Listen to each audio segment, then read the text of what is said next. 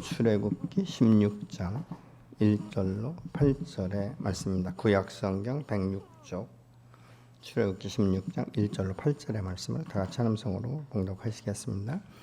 이스라엘 자손의 온 회중이 엘림에서 떠나 엘림과 시내산 사이에 있는 신광야에 이르니 애굽에서 나온 후 둘째 달 15일이라.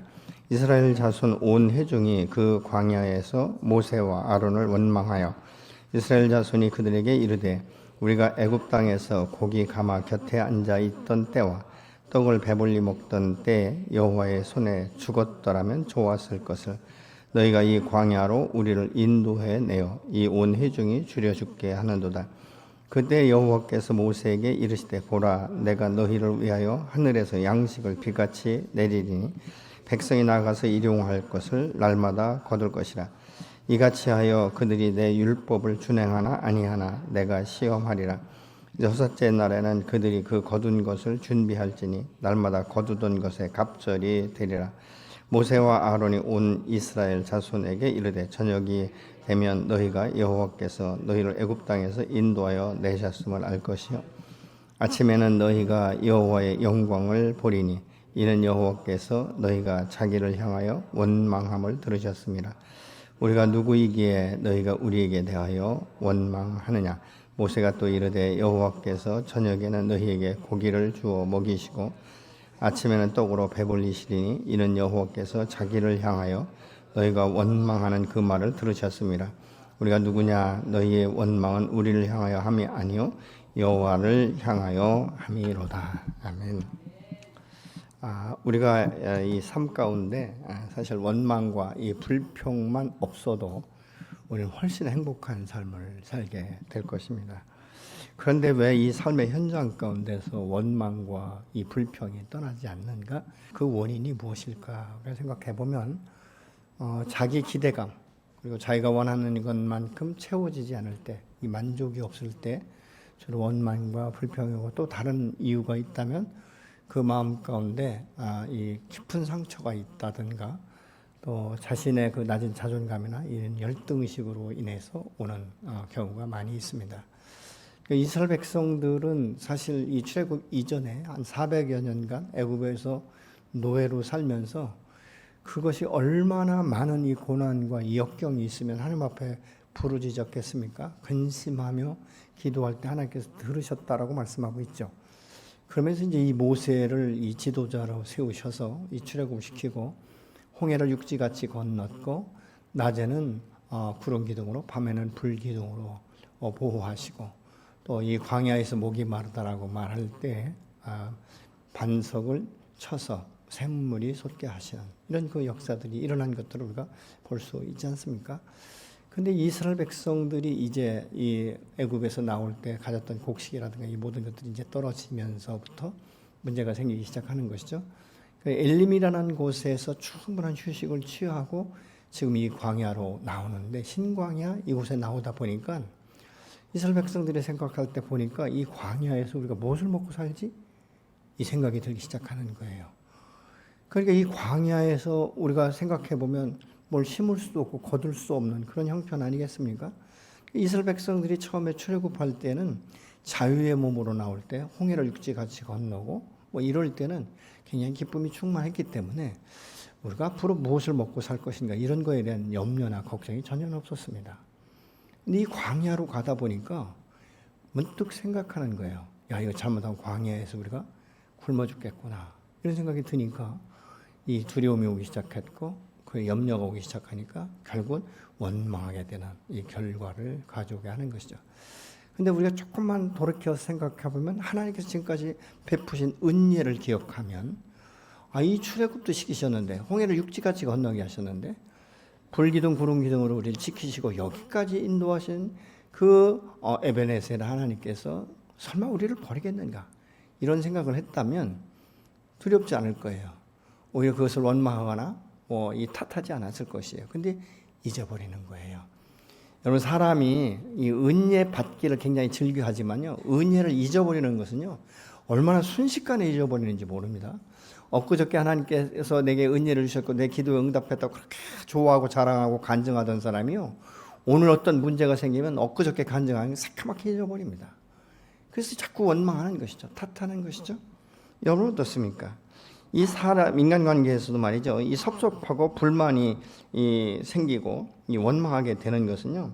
내 마음대로 되지 않을 때요. 내가 요구하는 대로 상대방이 응답해주지 않을 때, 채워지지 않을 때 이런 문제들이 생기게 되는 것들을 우리가 보게 되는 것이죠. 이 광야의 삶이라는 것은 하나님께서 이제 이스라엘 백성들을 통해서 이제 훈련하기 위한 거예요.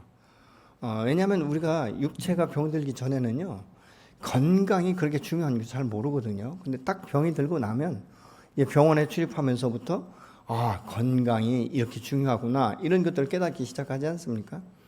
근데 그것도 잠깐인 거예요. 어떤 그 암병이나 이런 것들이 딱 낫고 나면요, 어떤 분들은요, 이 은혜를요 금방 잊어버리는 사람이 있는가 하면 어떤 분은 그래도 꽤 오래 이렇게 감당하는 사람들이 있어요. 여러분들은 은혜를 얼만큼 기억하시는 것 같습니까? 한 달 기억하시나요? 1년을 기억하시나요? 한 3년 정도 기억하십니까? 저는 목회를 하면서 참 많은 분들이 굉장히 어떤 부분에 있어서는 배은망덕하다 이런 것들을 봐요. 그러니까 저에게 배은망덕한 것이 아니라 하나님 앞에 배은망덕하다는 것이죠. 필요할 때는 그렇게 밤새워 울부짖고 금식하고 기도하던 사람들이 모든 것들이 채워지고 좀 넉넉하다 싶으면 기도줄을 놓기 시작하고 예배를 소홀히 하기 시작하고 말씀에 집중하지 못하고 오히려 있는 것 가지고 여행 다니고 즐기는 이런 그 모습들을 보면서 참 안타깝다 이런 생각을 할 때가 있습니다. 사실 우리가 먹고 사는 것이 문제가 아니라 여호와의 그 신으로 말미암아 우리가 그 능력 안에서 하나님의 사랑과 은혜 가운데 우리가 하루하루를 살아가고 있지 않습니까? 그런데 이런 이 모든 것들을 우리가 너무 쉽게 잊어버린다는 것이죠. 믿음 안에서 우리가 가장 힘들어하는 것이 뭔지 아십니까? 변화보다 변질을 더 조심해야 돼요. 이 변화를 사람들이 왜 자꾸 해편한지 아십니까? 안 하던 일을 해야 되거든요. 새로운 그 비전을 가지고 그것을 성취하기 위해서는 내 몸을 때로는 쳐서 복종시키는 이런 역사들, 이런 일들이 일어나야 되거든요. 근데 변질이라는 것은요, 그냥 옛 상태로 그냥 가지고 가는 거예요. 이 본능을 따라 살아가는 것, 이것이 자꾸 이제 변질되는 거거든요. 여러분, 이런 과정을 거친다는 것은 참 쉽지 않습니다. 이스라엘 백성들이 출애굽 후에 위기 때 홍해를 육지같이 건너고 이 쓴물을 단물로 바꾸시고 기적을 보면서 말이죠. 하나님이 보호하시고 인도하신다는 이것은요. 그때는 자랑스럽게 이야기했을 거예요. 야, 우리 하나님 정말 살아계시구나. 우리의 기도에 응답하셨구나. 우리 하나님은 전능하시구나. 이런 생각들을 하는데 현실적으로 문제가 딱 어려워지니까 까맣게 잊어버리는 거예요. 과연 하나님께서 우리를 먹여 살릴 수 있을까? 과연 내가 이 광야에서 견딜 수 있을까? 우리 가족들은 보존할 수 있을까? 이제 이런 생각들이 쌓이기 시작한다는 것입니다. 이게 3절에 보니까 이스라엘 자손들이 그들에게 이르되 우리가 애굽 땅에서 고기가 막 곁에 앉아 있었던 때와 먹을 떡을 배불리 먹던 때 여호와의 손에 죽었으면 좋았을 것을 이렇게 말하고 있거든요. 여러분 말이 그렇지 뭐 애굽에서 떡을 먹으면 얼마나 마음껏 먹고 고기 가마 곁에서 그 고기를 건져 먹으면 얼마나 많이 건져 먹겠습니까? 그러니까 과거에 어려웠던 것들을 기억하지 않는 거예요. 그러니까 과거에 좋았던 것만 기억하는 것이죠. 여러분과 예수 믿고 거듭난 사람은요 사실 홍해를 건넌 것이에요. 이 홍해를 건넜다는 것은 무엇이냐면 다시 옛사람, 옛 정서로 돌아가지 않겠다는 결단이거든요. 여러분 우리는 예수와 함께 십자가 이미 죽은 사람들이에요. 그래서 과거로 돌아갈 수 없는 사람들이에요. 그럼에도 불구하고 자꾸 과거를 회상하면서 여러분 우리의 인생의 모든 스토리를 보면요 과거에 그렇게 좋은 것 별로 없지 않습니까? 별 소망도 없지 않습니까? 쭉 일해봐야 남는 것 별로 없고 그렇잖아요. 여러분 하나님 안에서 새로운 소망을 가질 수 있지 않습니까? 하나님의 말씀은 신실하지 않습니까? 언약을 성취하시는 하나님, 내게 꿈과 비전을 주신 하나님, 새 일을 행하게 하시는 분, 그리고 나 홀로 가게 하지 아니하시고 임마누엘에서 함께 가시는 분, 함께 걸어가는 것, 이게 축복 아니겠습니까? 그럼 그래서 우리가 주님과 함께 동행하는 것이 기쁨인 거예요. 근데 주님은 뭐라고 말하는지 아십니까? 내가 나를 생각해도 형편무인 지경인데도 불구하고 하나님 이렇게 말씀하는 거예요. 너는 나의 동역자다. 너는 나의 영광이다. 내가 너로 인하 기뻐한다. 즐거워한다. 이렇게 말씀하시는 거예요. 여러분 이 하나님은 사랑의 하나님이 신실하신 하나님이라는 것이죠. 여러분 이 불기둥으로 구름 기둥으로 지켜진 하나님께서 광야에서 버리시겠습니까? 근데 온 회중이 굶어 죽게 됐다라고 지금 말하고 있는 거예요. 이것은 무슨 이야기냐면요, 인간적인 생각이에요. 여러분, 하나님은 약속의 땅에 들어가겠다라고 하시면요, 반드시 인도하시는 줄로 믿으시기 바랍니다. 여러분, 이 성경에 보면, 신구약 성경에 꿈을 주시고 비전을 주신 분은요, 순종할 때마다 그 일을 행하시고 이루시는 하나님이신 것을 우리가 눈으로 볼 수 있지 않습니까? 그리고 우리가 귀로 들을 수도 있지 않습니까? 저는 선교사들의 그 수많은 간증을 들을 때마다요, 정말 어떤 때는 몸에 소름이 돋을 때가 있어요. 야, 요즘 세상에도 이런 기적이 일어날 수 있구나. 이런 것들을 우리가 보게 되는 것이죠. 만약 하나님께서 광야길로 인도하셨다면 불기둥, 구름기둥으로 인도하신 하나님께서 끝까지 책임지신다는 것이죠. 여러분, 그들은 새로운 삶을 마음껏 펼칠 수 있는 이 약속의 땅보다도 더 중요한 것이 현실인 거예요. 먹고 사는 문제가 인생의 전부인 것처럼 생각하기 때문에 노예에서 해방된 이 자유, 이것보다도 이거에 대해서 더 감사하기보다는 오히려 원망하는 것을 우리가 볼 수 있지 않습니까? 이들 마음속에는 미래에 대한 도전보다 과거의 기억들을 떠올리기 시작하는 것이죠. 그때가 좋았다는 것입니다. 이런 생각의 사람은요, 자신의 삶의 변화보다도 안일함을 원하는 거예요. 하나님의 약속이 성취되는 것보다 본능을 따라서 편안하게, 또 자기의 육신의 필요를 채워주는 것, 이것으로 만족할 수 있는 사람들이라는 것이죠. 이스라엘 백성들이 홍해를 육지같이 건넌 것은 여러분 다시 돌아가지 않기로 결정하는 것입니다. 우리가 예수를 구주로 영접한다는 것은 무엇입니까? 과거와 이 옛사람과는 분리된 이런 그 상태인 것을 우리가 알 수 있지 않습니까? 하나님의 나라는 우리가 확장해가고 하나님의 영광으로 해서 우리가 쓰임받는 하나의 도구로 하나님께서 저와 여러분을 부르신 줄로 믿습니다. 주 안에서 우리를 날마다 새롭게 발견되는 거예요. 야, 세상에 이런 일도 내가 할 수 있구나. 하나님께서 힘주시면, 여호와께서 인도하시면 그 주님 앞에 내가 함께 동행할 때 놀라운 일들을 우리가 볼 수 있구나. 이런 것들을 우리가 볼 수 있지 않습니까? 여러분, 기도할 때 도저히 인간적인 생각으로 이룰 수 없는 일들이 이루어졌을 때 여러분, 그 기쁨은 말로 표현할 수 없는 거예요. 이런 일들이 우리 주변 가운데 있는 것들을 우리가 보게 됩니다. 그럼에도 불구하고 이 과거의 삶에 얽매이는 것은 무엇입니까? 주 안에서 새롭게 발견되고 새로운 언약 백성으로 하나님이 인도하시는 그 땅을 향해서 한 걸음씩 나가는 것보다 지금 당장 눈앞에 보이는 이 현실에 집중하기 때문에 자꾸 우리가 실망하고 실족하고 원망하는 거예요.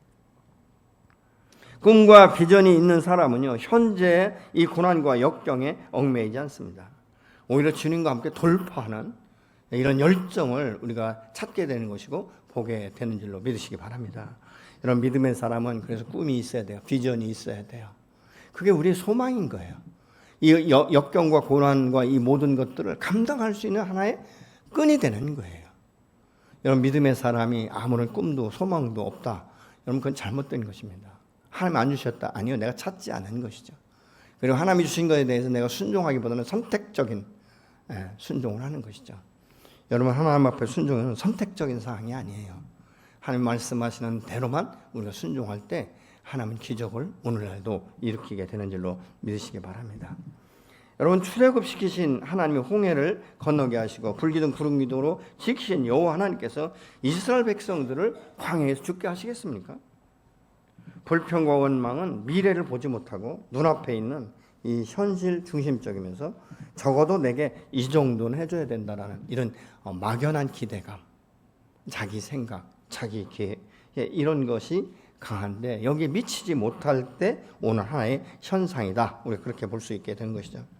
이런 사람들은요, 극히 자기중심적이고 또 자기 개발을 시도하지도 않는 사람입니다. 이런 사람들은 지금까지 받은 은혜보다도 자신의 욕구를 우선시하기 때문에 극히 육적인 사람이다. 우리가 그렇게 볼 수 있죠.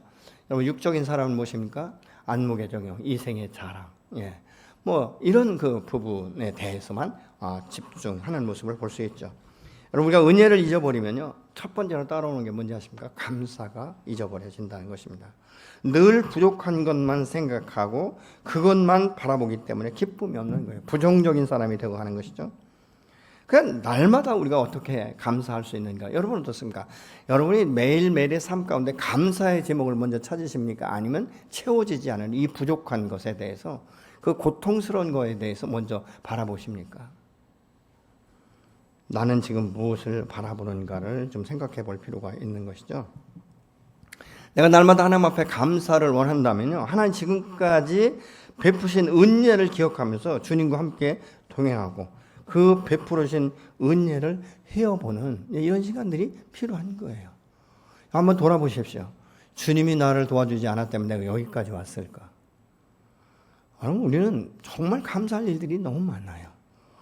내가 숨 쉴 수 있는 것, 내가 예배의 자리에 나올 수 있는 것, 하나님을 찬양할 수 있는 것, 많은 인간관계에서 그래도 잘 이렇게 관계를 형성할 수 있는 것, 내가 사업을 할 수 있는 것, 직장에 다닐 수 있는 것, 가족 공동체를 이룰 수 있는 것, 여러분 이 믿음의 공동체를 이룰 수 있는 것, 이런 모든 것 하나하나를 돌아보면요, 내 힘으로 내 능력으로 되는 것 없습니다.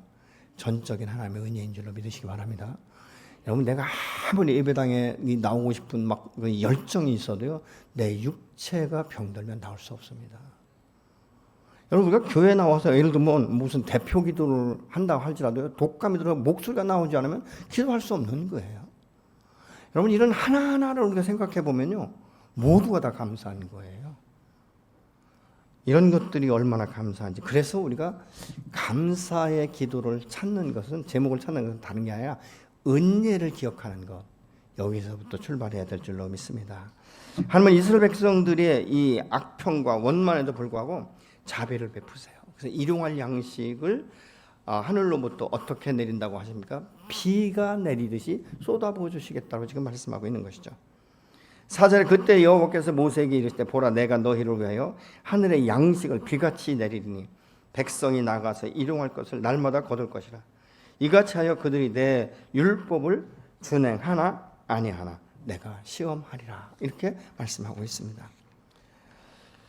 저들의 불평에 대해서 시편 기자는 시편 78편 18절로 20절에서 이렇게 말하고 있습니다.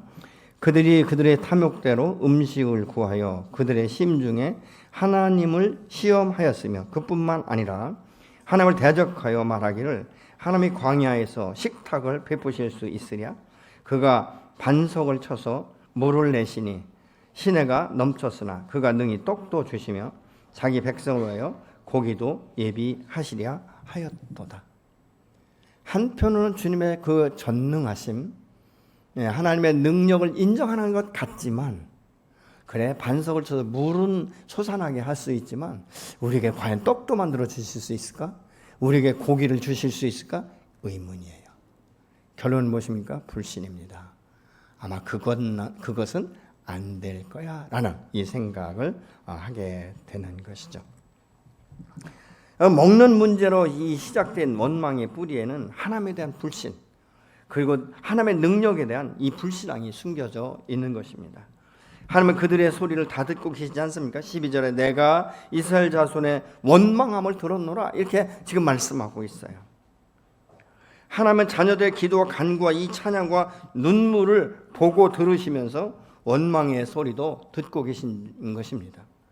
여러분 하나님은 이스라엘 백성들이 애굽에서 나올 때 가져온 이 곡물이 떨어질 것도 알고 계셨고, 그리고 공급하시면서 자신이 세우신 종 모세에게 이 무분별하고 무례하게 말하고 행동하는 것도 다 보고 계시다는 거예요.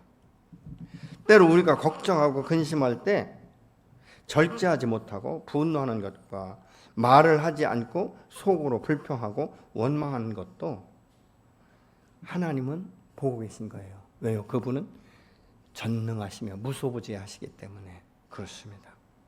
그러니까 하나님 다 알고 계시다는 것이죠. 지금 당장 문제가 생기지 않는다고 해서 함부로 말하고 행동할 때 절제치 못하는까지도 하나님은 알고 계세요. 그런데 어떻습니까? 하나님은 다 아시면서도 당신의 방법으로 계수하시겠다, 보겠다, 이렇게 지금 말씀하고 있지 않습니까? 그들은 모세를 원망하는 것 같지만 결국은 그 속에 그 중심은 하나님에 대해서 원망하는 것이다, 이렇게 말하고 있지 않습니까? 그럼에도 불구하고 그들에게 고기를 주겠다고 지금 말씀하시는 것이죠. 그래서 저녁에는 고기로 아침에는 떡으로 배불리시리니 이는 여호와께서 자기를 향하여 너희가 원망하는 그 말을 들으셨습니다. 우리가 누구냐? 너희의 원망은 우리를 향하여 함이 아니오다 라고 지금 모세가 말하고 있지 않습니까? 하나님은 왜 원망과 불평으로 가득한 그들에게 만나와 메추라기를 쏟아 부어주겠다고 말씀하셨는가? 그들의 요구를 채워주시고 그들의 반응을 통해서 믿음을 평가하기 위함이다라고 말씀하고 있습니다.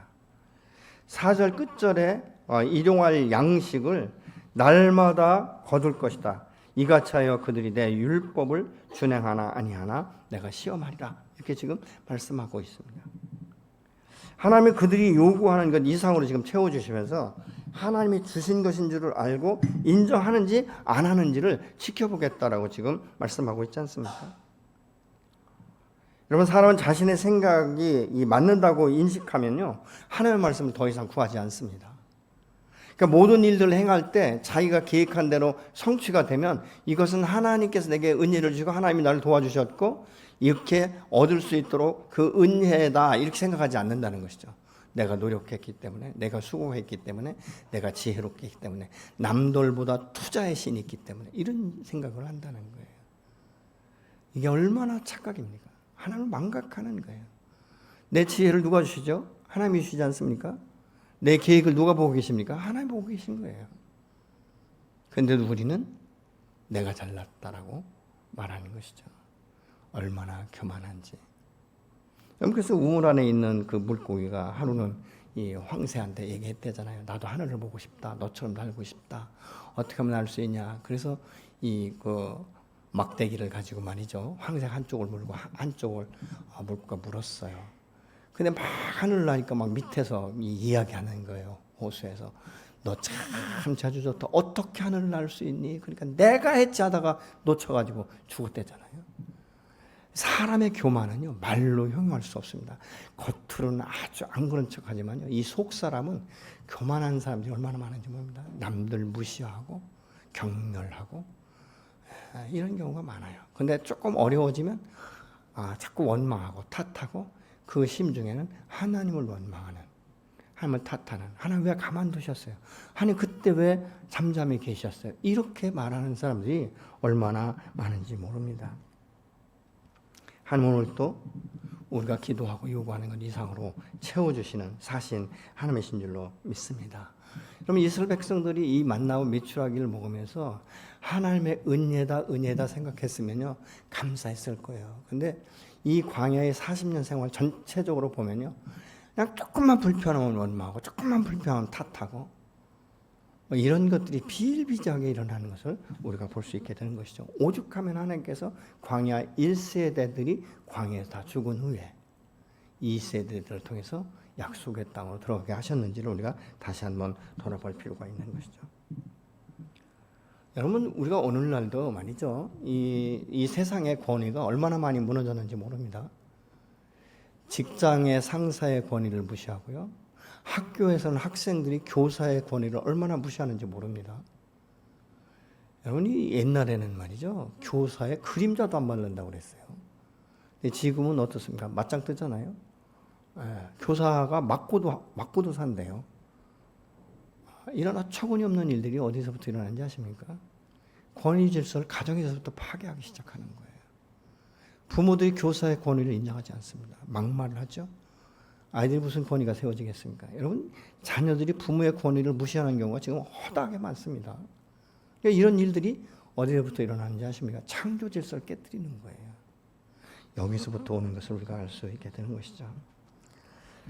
여러분, 내가 오늘 직장을 다닐 수 있고 사업을 할 수 있고 내가 말할 수 있고 관계할 수 있고 내가 돈을 벌어서 모을 수 있고 흘려보낼 수 있고 이런 모든 것들이요, 하나님의 은혜인 줄로 믿으시기 바랍니다. 여호와께서 허락하지 아니하시면 안 되는 것이죠. 여러분, 그 만나를 주시면서 하나님께서 이 정량을 말씀하세요. 한 오멜씩 거두라고 말씀하고 있지 않습니까? 근데 여기서 이 한 오멜이라는 것은 약 2.4리터 정도 돼요. 근데 가족의 수대로 거두라고 하거든요. 근데 사람의 욕심이요, 얼마나 많은지 그렇게 하지 않는 사람들도 있어요. 그러니까 한 오멜인데 더 많이 거두는 것이죠. 다음 날에 또 먹으려고 남들보다 더 많이 먹고 더 많이 유축하려고. 근데 다음 날이 되면 다 썩어버린다는 거예요. 그러니까 일용할 양식은 매일매일 공급되어지는. 날마다 새 밥을 먹는 것, 이게 좀 재밌지 않습니까, 여러분? 계속 밥 해놓고 한 달 내내 먹는 것보다는. 어떤 분이 그러더라고요. 목사님, 이 자기 집에 와서 이렇게 신방 왔을 때 제발 음식이 뭐가 맛있다 이렇게 말하지 말래요. 왜 그러냐고 그랬더니 엄마가 맛있다고 하면 큰 솥 사다가 끓여 놓는다는 거예요. 그래서 한 달 내내 먹어야 된대요. 이런 이야기를 하는 것을 봐요. 근데 진리인데 나중에는요.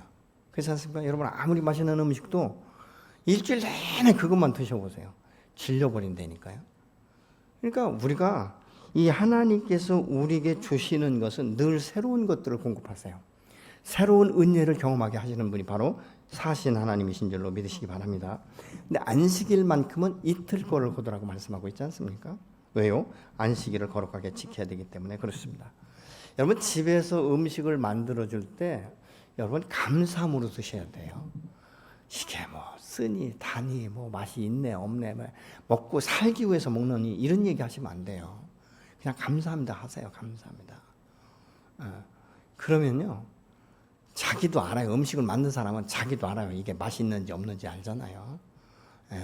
쓴지 단지도 모르면서 음식 만드시는 분은 거의 없을 거예요. 그죠?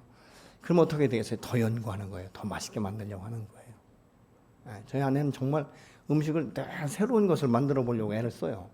유튜브를 보면서 또 자기 거를 가미하고. 그래서 새롭게 이 만들어진 음식들을 저는 수도 없이 많이 맛을 봐요. 근데 그때마다 원하는지 아십니까? 참 맛있더라고 해요.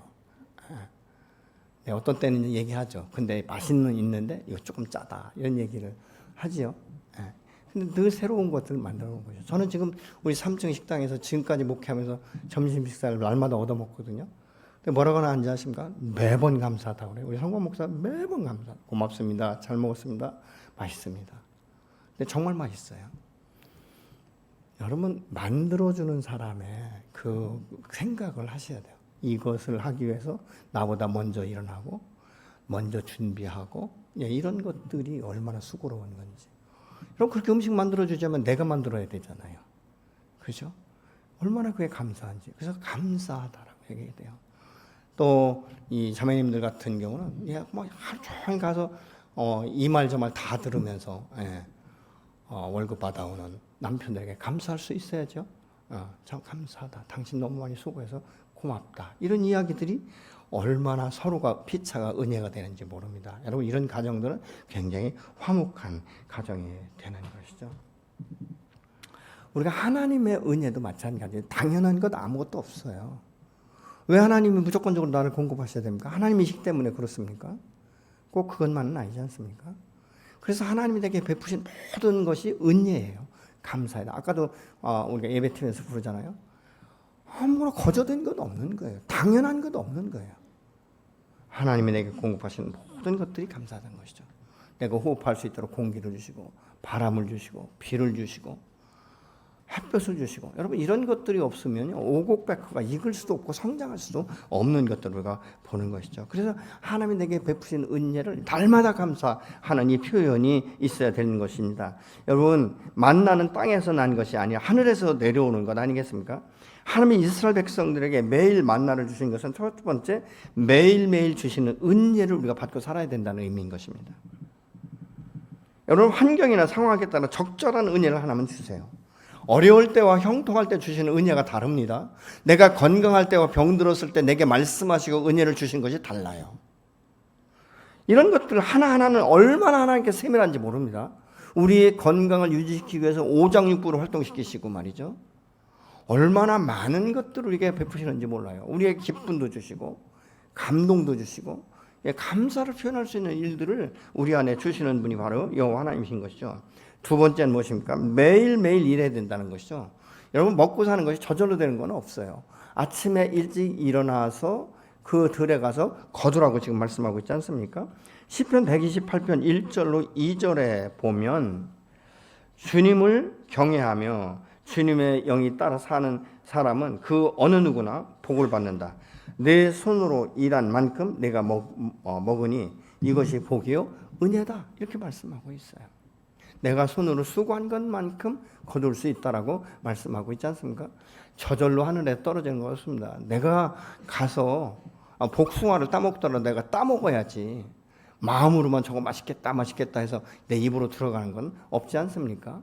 돈 벌기 원하면 일해야 되는 거예요. 저절로 돈 갖다 주는 사람 없습니다. 그렇지 않습니까? 여러분, 이런 것들을 우리가 볼 수 있다는 것이죠. 땀 흘리지 않고 노력하지 않고 있는 소득은 다 일시적인 것이에요. 지나가는 것들이에요. 여러분, 이 불로소득은요, 순식간에 날개를 단 듯이 없어지는 경우가 굉장히 많더라고요. 세 번째, 오늘 만나를 주신 하나님은 내일 또 주신다는 믿음을 우리에게 심어주시는 것입니다. 오늘 내 인생을 책임지신 하나님은 내일 또 내 인생을 책임진다는 확신을 우리에게 주는 거예요. 여러분, 과거에서부터 지금까지 그렇게 해오시지 않았습니까? 내가 어떻게 지금까지 여러분의 나이만큼 사셨습니까? 하나님이 붙들어 주셨기 때문에. 그렇지 않습니까? 내가 때로는 오늘 실망했다 할지라도 내일의 소망을 갖고 기대감을 가지고 오늘을 보내는 거예요. 그렇지 않습니까? 근데 이 두려움과 염려에 빠진 사람들은 성경에 보면 이렇게 말씀하고 있어요. 아침이 되면 저녁이 빨리 왔으면 좋겠다고 말하고, 저녁이 되면 아침이 빨리 왔으면 좋겠다고 말한다는 거예요. 왜요? 두려움으로 밤을 맞이하기 어렵고 낮을 보내기 어렵다는 것이죠. 여러분, 이것이 연약한 인간이에요. 여러분, 이것이 아니면요, 있을 때 많이 쌓아두려고 그런 마음 때문에 이웃을 돌볼 마음의 여유가 없고 하나님의 은혜를 함께 나누기보다는 자기 마음만을 위해서 호의호식하기 위해서 쌓는 거예요. 여러분, 부자와 나사로의 예를 잘 아시지 않습니까? 부자는 날마다 호화로이 잔치를 배설했어요. 그런데 이 나사로에게는 배려하지 않지 않습니까? 근데 사후의 세계에 가면 이게 바뀌는 것을 우리가 볼 수 있죠. 여러분, 어리석은 부자는 참고만 늘리려고 하잖아요. 근데 실질적으로 참된 부자, 하나님의 은혜를 기억하는 사람은요, 흘려보내는 사람이에요. 많이 흘려보내는 것이죠. 이게 심는 거예요. 여러분, 부모 세대는요, 자녀 세대를 위해서 물질로 이렇게 유업을 주는 것보다 더 중요한 게 뭔지 아십니까? 그 이름으로 심는 거예요. 하나둘 심을 때마다 그것이 나중에 이후에 아름다운 열매로 나타나게 되는 줄로 믿으시기 바랍니다. 저는 이 목회하면서 많은 분들이 그렇게 심고 거두는 것을 수도 없이 많이 봤어요. 지금은 비록 가난한 것 같지만 그 후에 자녀들이 이 부욕해 되고 풍성해 되고 창대해 되는 것을요, 저는 굉장히 많이 봤습니다. 근데 사람들이 왜 심지 못하냐면 또 받기만 하는 사람은요, 심을 줄 몰라요. 그리고 그것이 당연한 걸로 생각하고 나중에 이게 시간이 지나면 어떻게 되는지 아십니까? 더 많은 것들을 요구해요. 제 동기 목사님 한 번 이렇게 말씀하시더라고요. 수년 전에 눈이 엄청나게 온 때가 있어요. 거의 우리 무릎 정도로 잠길 만큼 눈이 많이 왔었거든요. 근데 그 목사님이 이 교회를 개척하셔서 건축을 했는데 우리처럼 이렇게 골조로 찐 게 아니에요. 근데 눈이 너무 많이 오니까 이 천정이 무너졌어요. 그 무너지니까 교회를 다시 건축해야 됐잖아요. 근데 그 목사님이 이제 그 개척해서 조금 여유가 생길 때부터 이제 그 도와준 목사님이 계시대요. 선교를 하신 곳이죠. 근데 이제 이게 재건축을 하느라고 한 2달 정도 선교비를 안 보냈더니 전화가 왔더래요. 목사님, 선교비를 보내주세요. 선교비가 안 오니까 내가 생활이 너무 어렵습니다. 이렇게 얘기해서 사정 얘기를 했대요. 이만 해서 내가 이 재건축을 하고 나서 밀린 것까지 다 주겠다. 그랬더니 쫓아왔더래요. 목사님, 정말 목사님 어렵겠지만 1년치를 주세요. 그러더래요. 한 밀린 거 달라는 게 아니라 1년치. 그래서 목사님 하도 어이가 없어서 내 형편이 이런데 당신 정말 1년치를 줘야 되니까 달라고 하더래요. 그래서 그랬대. 이왕 빚어서 집 짓는 거 주자. 줬다는 거예요. 여러분, 우리가 참 이 자기에게 돌아올 분깃은 굉장히 움켜잡으려고 하는데 하나님이 내게 베푸신 은혜를 기억하면서 함께 흘려보내고 함께 공유할 수 있는 마음은 아무나 갖는 게 아니에요. 하나님을 신뢰하는 자, 내게 지금 있는 이 모든 것들이 하나님께로부터 왔다는 것을 인정하는 자들만이 흘려보내게 되는 줄로 믿으시기 바랍니다. 근데 참 재밌는 것은요, 그렇게 흘려보내고 심잖아요. 하나님은 더 많은 것을 심고 흘려보낼 수 있도록 축복하세요. 아멘이십니까? 여러분, 저는 우리 성도들이 그렇게 하기를 원해요. 내일 일은 내일 염려하라고 마태복음 6장 34절을 말씀하고 있지 않습니까? 내일 일 너무 끌어서 너무 가불하듯이 그렇게 내일 거 끌어가지고 염려하지 마라. 내일 일은 내일의 몫이다라고 말씀하고 있는 것이죠. 여러분, 하나님 광야 훈련을 시키는 목적이 있으시잖아요. 당신의 선민답게 키우고 싶은 거예요. 당신께서 언약하신 것을 성취했을 때 더 이상 우상과 결합하지 않도록 하나님만 바라볼 수 있도록 광야 훈련을 시키시는 거예요. 여러분, 이스라엘 백성들이 애굽에서 출애굽해서 바로 약속의 땅에 들어갔으면요, 순식간에 다 무너졌을 것입니다. 여호와는 유일하신 하나님이시며 선하시며 인자하시며 우리의 인도자시며 우리에게 은혜를 베푸시고 책임지는 이거 다 없습니다. 왜냐하면 그건 비옥한 땅이거든요. 이 수확을 할 때마다 그 안에 자기의 노력으로 자기의 열심으로 벌었다고 생각할 것이기 때문에 여호와께서는 이 모든 공급을 어디서부터 오는지를 보게 하시는 거예요. 이 만나를요, 가시 같다라고 말하고 있지 않습니까? 이것은 무슨 얘기냐면 육지에서 나는 것이 아니라는 거예요. 하늘로부터 온다는 것이죠. 여러분, 오늘날 우리에게 일용할 양식을 주시는 분은 우리 땅에서 거두게 하시지만 이 모든 것들을 거둘 수 있도록 하늘 아버지께서 주관하시는 건 아니겠습니까? 햇빛이 없으면, 여러분 구름이 안 끼면, 비가 오지 않으면, 바람이 불지 않으면, 밤과 낮의 구분이 없으면 여러분, 우리가 곡식을 거둘 수 없어요. 내게 건강을 주셨기 때문에 내가 직장에 다닐 수 있는 것이고, 내가 좋은 직장을 선택할 수 있도록 내게 지금 지혜를 주셨기 때문에 내가 그 직장에 다닐 수 있는 것 아니겠습니까? 무엇 하나도 하나님의 섭리가 아니면, 무엇 하나도 하나님의 은혜가 아니면 내가 생존할 수 없는 결론이라는 것을 우리가 알아야 되는 것이죠. 그래서 내가 사는 것도 하나님의 은혜라고 우리가 고백할 수 있어야 되는 것입니다.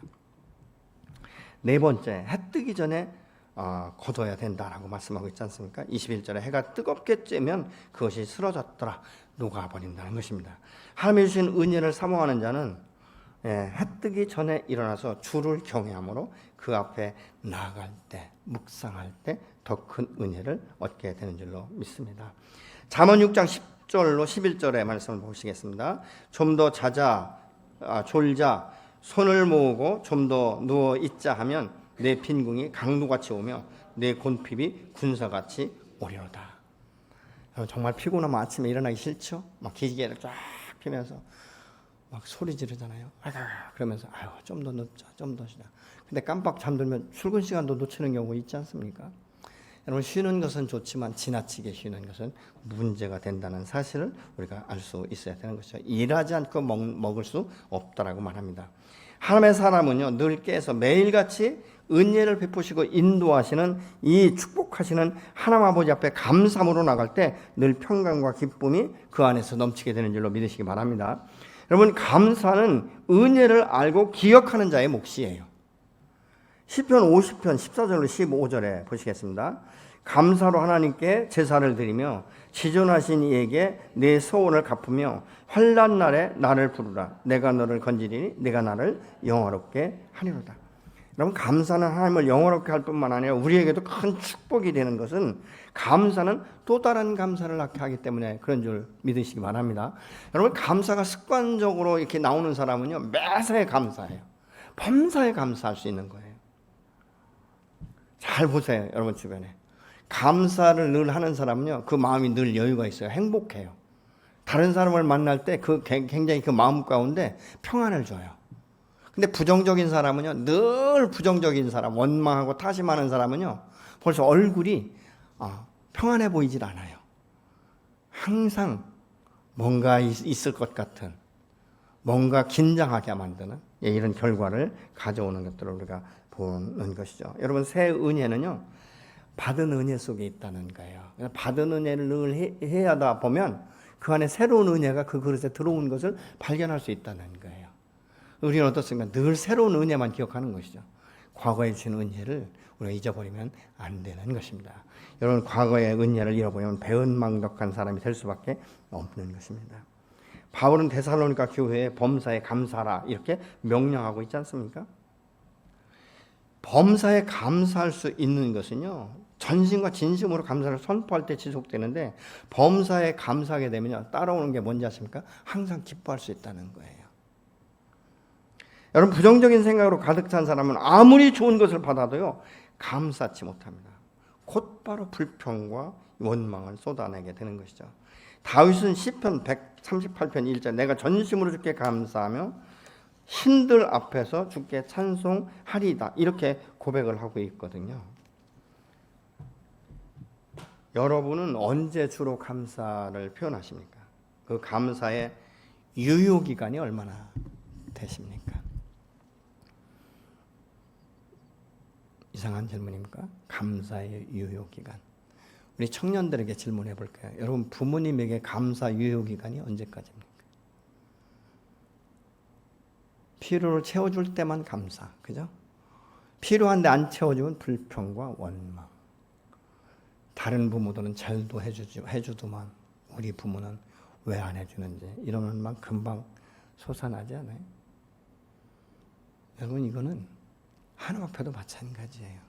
어제 응답받을 때 내가 굉장히 좋은데 오늘 꼭 필요한데 하나님 채워주지 않으면 불평을 하기 시작하는 거예요. 우리는요, 이거 죄의 본성은 자동이에요. 이것을 내가 처복종시키지 않고 다스리지 않으면요, 입에서 나오는 말이 얼마나 거친 말인지 모릅니다. 아주 더럽고 추악한 이런 언어들을 막 폭발해내는 이런 그 모습들을 우리가 종종 생각해 볼 수 있지 않습니까? 시편 138편 7절로 8절의 말씀을 같이 보시겠습니다. 내가 고난의 길 한복판을 걷는다고 하여도 주님께서 나에게 새 힘 주시고 손을 내미셔서 내 원수들의 분노를 가라앉혀 주시며 주님의 오른손으로 나를 구원하여 주십니다. 주님께서는 나를 위해 그들에게 갚아주시니 주님의 인자하심은 영원합니다. 주께서 손수 지으신 이 모든 것을 버리지 말아 주십시오. 이렇게 세번역 성경은 말씀하고 있어요. 우리 마음 가운데 감동이 오지 않습니까? 다윗은요, 환난 가운데서 오직 주님만 바라보면서 주께 감사를 표현했어요. 감사는 또 다른 감사를 내고요, 주신 은혜를 기억하는 하나의 표현인 거예요. 오늘 지켜지는 이 맥주 감사절은 하나님이 주신 건강과 사업과 나를 나되게 하시고 여기까지 인도하시는 그 에베네셀의 하나님, 그리고 여호와 이레가 되셔서 내일을 그 새로운 길로 갈 수 있도록 나를 지키시는, 나와 함께 하시는 그 임마누엘의 하나님을 기억하면서 우리가 감사하는 거예요. 근데 여러분, 이 맥주 감사절을 어떻게 우리가 주일 헌금으로 대체할 수가 있겠습니까? 여러분, 하나님의 은혜를 여러분 얼마나 기억하십니까? 하나님은 오늘 또 지금까지 일용할 양식을 내게 주시고 소출이 있게 하시고 거두게 하신 그 은혜를 우리가 세어보면서 감사할 수 있어야 되지 않겠습니까? 때로는요, 내가 아무 일 하지 않아도 하나님은 내 필요를 공급하실 때가 참 많아요. 그래서 우리의 마음 가운데 감동이 오잖아요. 하나님, 내가 무엇이건데 나를 이렇게 사랑하십니까? 하나님, 내가 무엇이건데 내가 당신 앞에 머물러 있을 때 이렇게 깨닫게 하십니까? 조용한 가운데 묵상을 통해서 하나님께서 그냥 하염없이 물밀듯이 내게 은혜를 기억하게 하세요. 그러면요, 감사하지 않을 수 있는 게 하나도 없는 거예요. 때는 내 육체의 고통을 통해서 하나님을 더 사랑하게 되고 하나님을 더 간절하게 소망하면서 찾게 되고 기다리게 되고. 여러분, 내가 육체가 연약하지 않다면 내가 하나님 앞에 나가서 기도하지 않을 텐데, 세상 일에 바빠가지고 막 정신없이 그쪽으로 향했을 텐데, 이 아픈 시간을 통해서 하나님을 기억하게 하고 하나님 앞에 구할 수 있게 하고 그동안 베풀은 하나님의 은혜를 기억하면서 눈물을 흘리게 하고, 그렇지 않습니까?